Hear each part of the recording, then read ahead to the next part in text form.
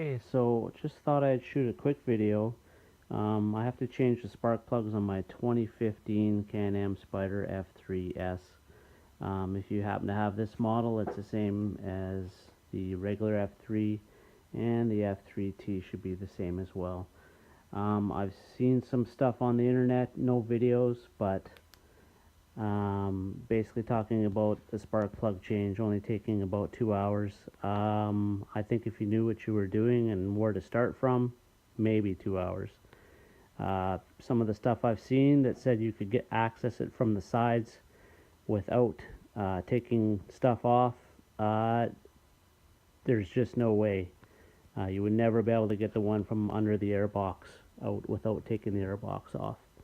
I've tried different routes. As you can see, I took off most of the front end on it, thinking that, possibly I even loosened the antifreeze off to see if I could slip my hand in the back here and get at it.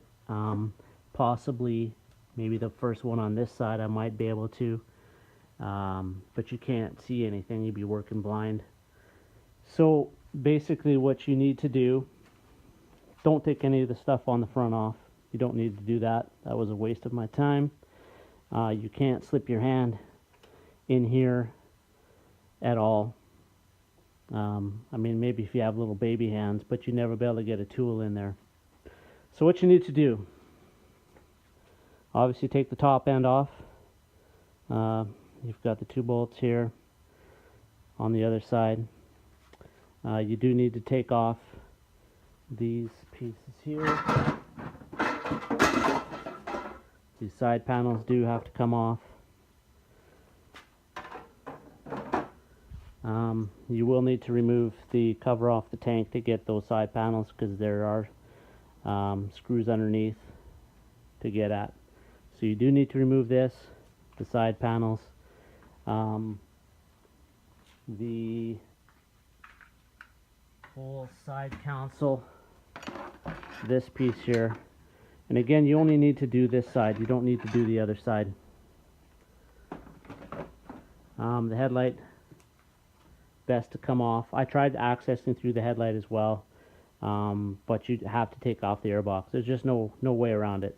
The airbox has to come out, otherwise you can't access it. I tried squeezing through from the front on this side.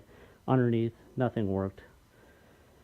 So, yeah, remove the top, remove the panel that covers here, remove that panel, remove the top console here, along with the headlight.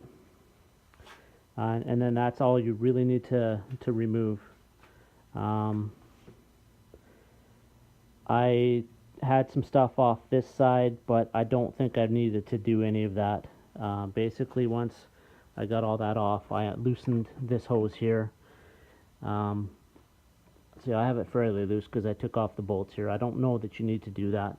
Once you have the airbox loose, this here bracket you have to loosen this one off too. There's 2 bolts. There's one here and one on the other side down here. Once you have that off and loose, I didn't take off the bottom bolt. There's still the bolt on the bottom there because it was probably going to be hard to get back in. So anyway, once I got all that off, now I have perfect access to the 3 plugs. Won't be any problem getting a tool in there and changing them. I started on the first one. I don't have any of the anti-seize, so I'm not going to finish it up today. I'll get some anti-seize, because after all the work of getting this off, I'm not going to want to be taking this off again. I've got 33,000 kilometers on mine, and basically I'm not sure which one, but one of the spark plugs is bad. I had to limp it home, and definitely one of the spark plugs is gone. So anyway, hopefully that'll help people. I know I couldn't find anything on the internet, anything on the diagrams, as far as taking this stuff apart and what you needed to take apart. I went way overboard, took off way more than I needed to, and probably going to have some trouble getting some of it back together. I labeled stuff, but there's a lot of little parts and a lot of different size screws.